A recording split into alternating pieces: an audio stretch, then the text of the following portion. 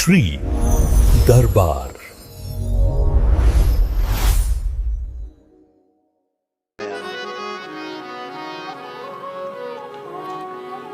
यशोदा जी तो अचेतनावस्था को प्राप्त हो गई हैं। बाल कृष्ण के दर्शन की आशा में प्राण अटके हैं, पूरी तरह मूर्छित हैं। गोपियों ने बाल कृष्ण को गोद में बिठाया और कान में कहा, अरे मैया लाला आए गए हो। और जैसी मैया ने देखा, गोप्यश्च गोपा किल नंद मुख्या, नंद बाबा जी लब्ध्वा पुनः प्रापुरतीव मोदम, पुनः प्राप्त देख करके अत्यंत आनंद में भर गए।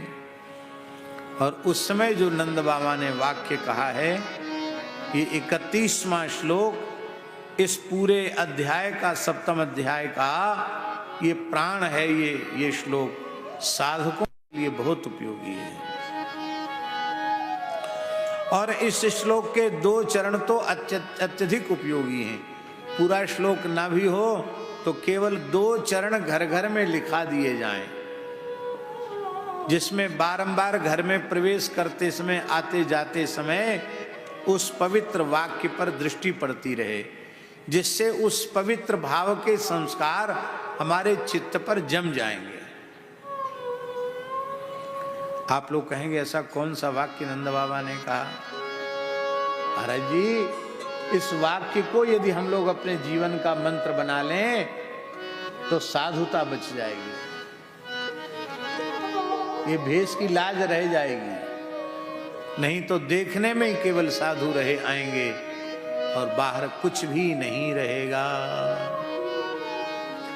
अहो बताच्य भूतमेष रक्षसा, अहो बताच्य भूतमेष रक्षसा, बालो निवृत्तिम गमितो व्यगात् पुनः, बालो निवृत्तिम हिंस्रः स्वपापे न विहिंसितः खलः, हिंस्रः स्वपापे खलः, साधु समत्वे न भयात् विमुच्यते, साधु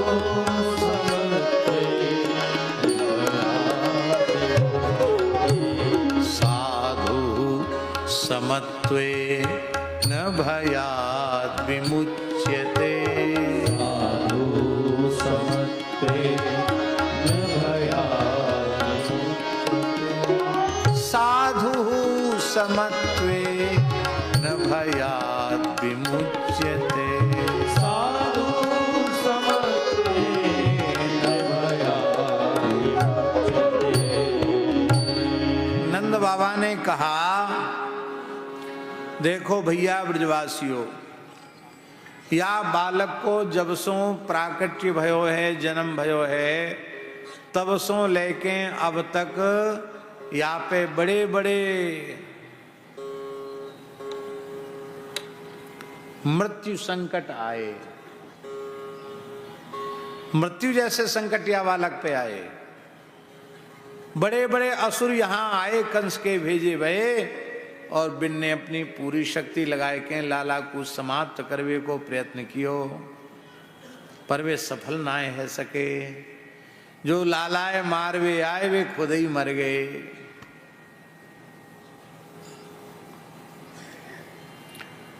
यासो हम सबको प्रेरणा लेनी चाहिए।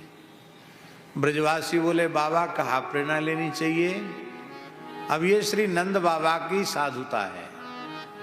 नंद बाबा कहते हैं, हिंस्रः स्वपापे न विहिंसितः खलः, हिंस्रः स्वपापे न विहिंसितः खलः, साधु समत्वे न भयात् विमुच्यते, साधु समत्वे न भयात् विमुच्यते।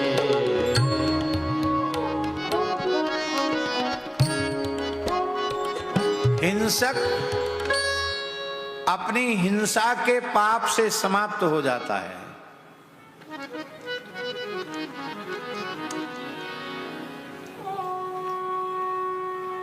हिंसक को, पापी को, दुष्ट को मारने की आवश्यकता नहीं, वो अपने ही पाप से मरता है। किसी माट में व्यास जी मलमूत्र भरा हो और कोई व्यक्ति मलमूत्र से भरे माट को सिर पर लेकर चल रहा हो, चारों ओर दुर्गंध आ रही हो, और आप लाठी से उस पर प्रहार करें तो भांड तो फूटेगा, फूटेगा कि नहीं फूटेगा? लेकिन उस मलमूत्र के दुर्गंधित छींट तुम्हारे ऊपर भी आएंगे, तुम्हारा लठ भी मलमूत्र में सन जाएगा, तुम्हारे वस्त्र भी मलमूत्र में सन जाएंगे। इसको उसको अपने हाल पर छोड़ दो। अरे भाई, वो मलमूत्र के भांड को लेके जा रहा है तो कोई तिजोरी में धरने के लिए थोड़ी ले जा रहा है, पटकने के लिए ले जा रहा है। जहां पटकेगा वहां चला जाएगा। तुम क्यों गंदगी अपने ऊपर ले रहे हो?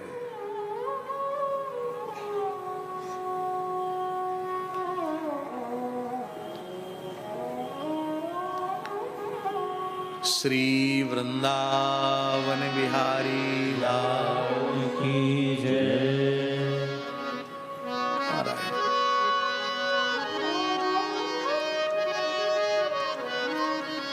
वयोवृद्ध ज्ञान वृद्ध संत पूज्य स्वामी श्री विवेकानंद जी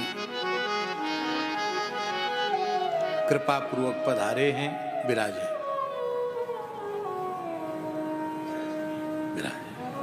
धन्यवाद।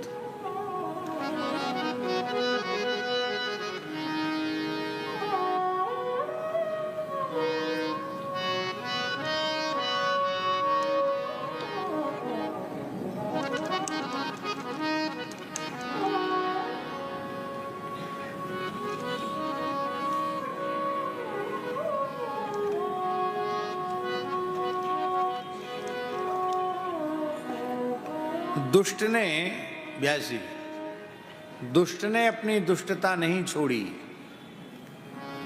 और साधु ने अपनी साधुता छोड़ दी, तो पक्का रंग किसका हुआ? दुष्टता का कि साधुता का? दुष्टता का रंग पक्का हुआ।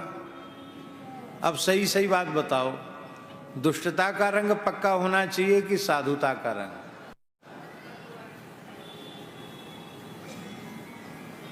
दुष्ट ने दुष्टता नहीं छोड़ी और साधु ने साधुता छोड़ दी। साधु की साधुता क्या है? समता। साधु में साधुता समता है। समता माने समान रूप से जड़ चेतन में संपूर्ण सृष्टि में अपने आराध्य उपास्य प्रभु का अनुभव करना। सर्वम ब्रह्ममयम जगत, सर्वम खलविदम ब्रह्म आत्मै वेदम सर्वम, अथवा सर्वम विष्णुमयम जगत जड़ चेतन जग जीव जत सकल राममय जाने, बंदों तिनके पद कमल सदा जोर जुगुपान, सी राममय सब जग जानी, करहूं प्रणाम जोर जुगुपान। हार से समस्त प्रकार के भयों से मुक्त हो जाता है। सबसे बड़ा भय क्या है? बार बार पैदा होना, मरना, संस्कृति के चक्र में भटकना। इससे बड़ा भय और क्या होगा? इस भय से संस्रतेर भयात, गोपी गीत में है ना, क्या है? संस्रतेर भयात। विखन सार्थितो विश्वगुप्तये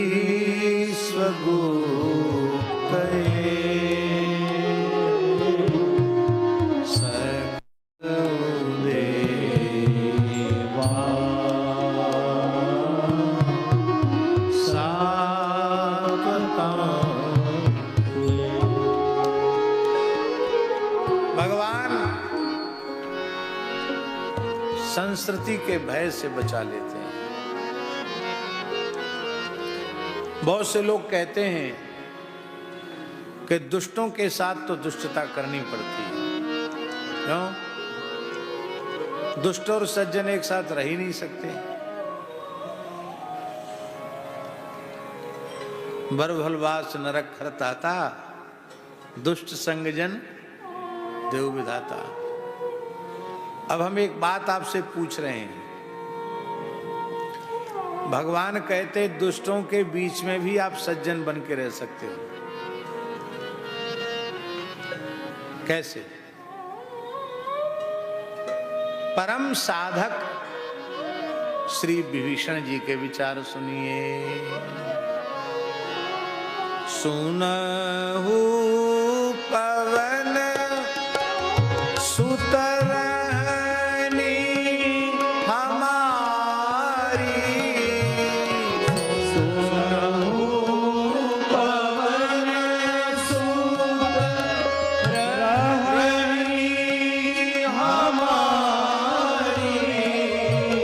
जिमी दस नन बीच जीव विचारी, जिमी दस नन बीच जीव विचारी।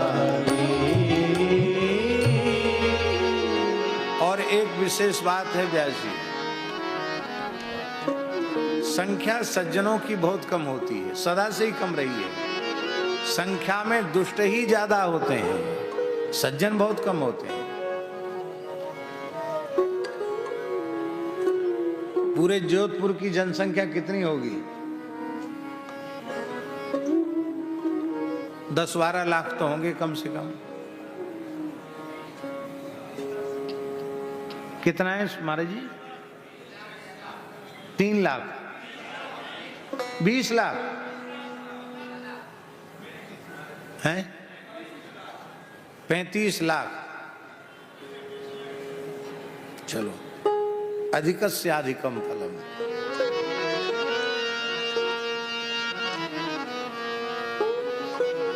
पैंतीस लाख में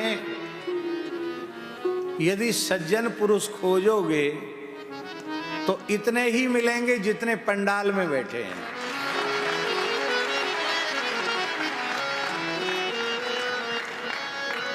हमारा मतलब ये मत समझ लेना कि हम जो पंडाल में नहीं उनको गाली दे रहे हैं ऐसा अर्थ मत लगा लेना।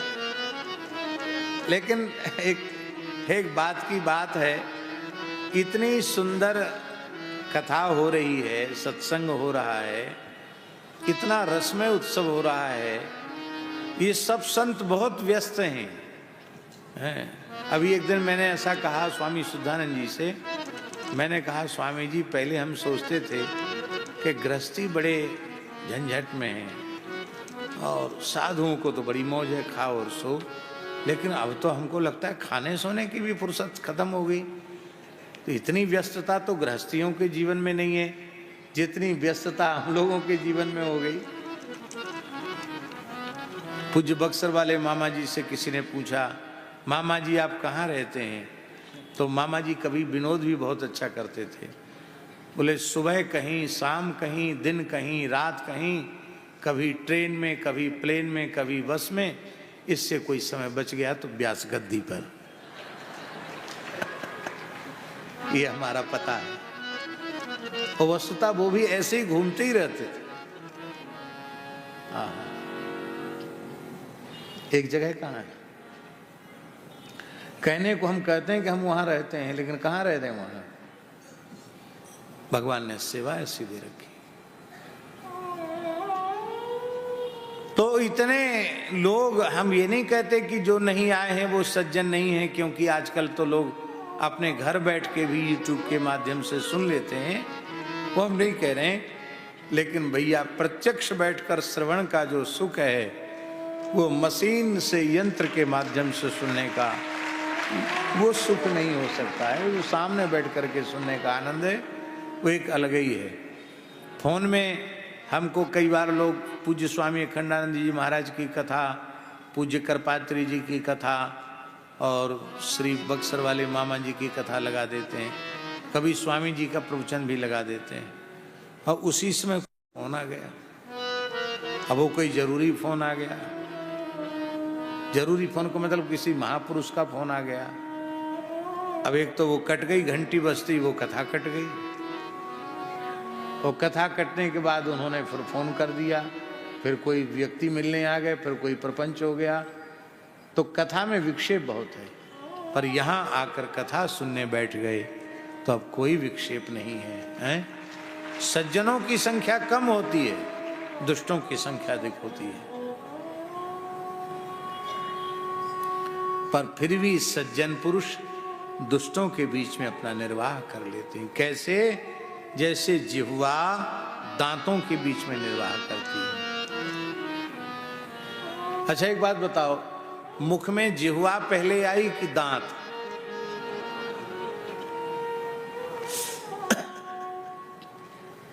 दांत तो जन्म से तो दांत नहीं थे ना, पहले जिह्वा ही आई। जन्म के साथ जिह्वा पैदा हुई और मरते समय दांत रहे कि नहीं रहे?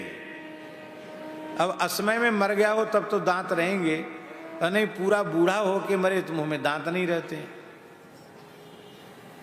इसका मतलब है कि दुष्टों का काल बहुत थोड़ा होता है, ये पैदा भी पीछे होते हैं और मर भी जल्दी जाते हैं, समाप्त भी जल्दी हो जाते हैं। किंतु सज्जन शाश्वत हैं।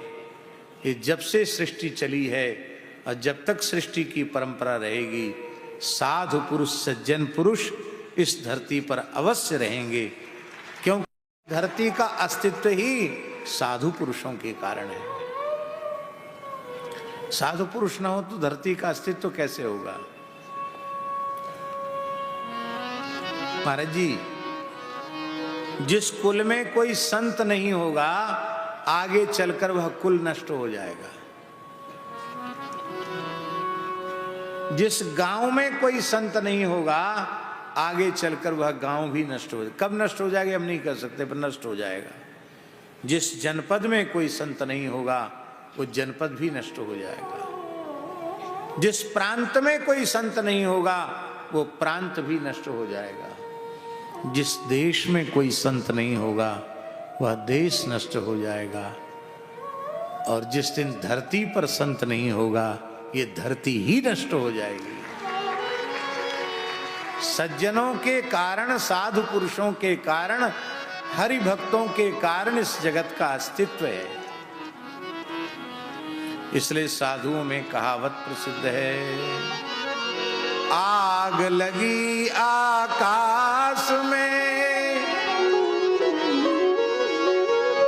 धरती पर आग लगी तो आप बुझा सकते हैं, पर आग लगी आकाश में, झरी झरी गिरत अंगार।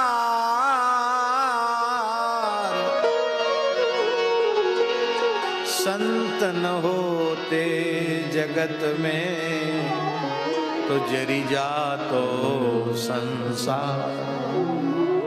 संत न होते जगत में, जरी जातो संसार। सज्जन कोमल होते हैं और दुष्ट कठोर होते हैं। जिह्वा कोमल है, दांत कठोर हैं। महाराज जी, जिह्वा को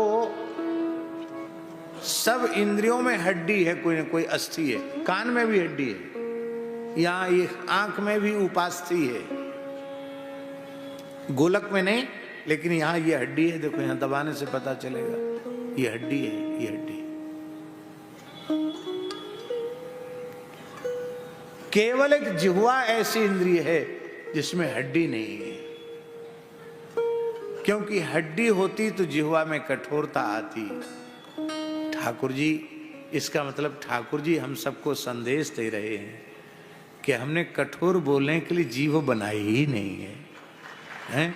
कठोर बोलने के लिए बनाई होती तो इसमें हड्डी होती, ये बिना हड्डी की है, नरम है, एकदम कोमल है, इसलिए नरम बोलो, कोमल बोलो, किसी के साथ कठोर भाषण मत करो।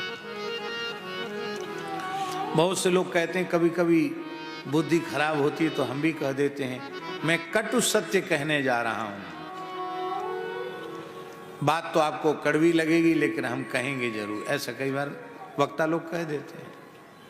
हमारे पूज्य गुरुदेव भक्तमाली जी कहते थे, श्रीमान जी कटु सत्य बोलने का ठेकेदार भगवान ने आपको ही बना दिया है क्या?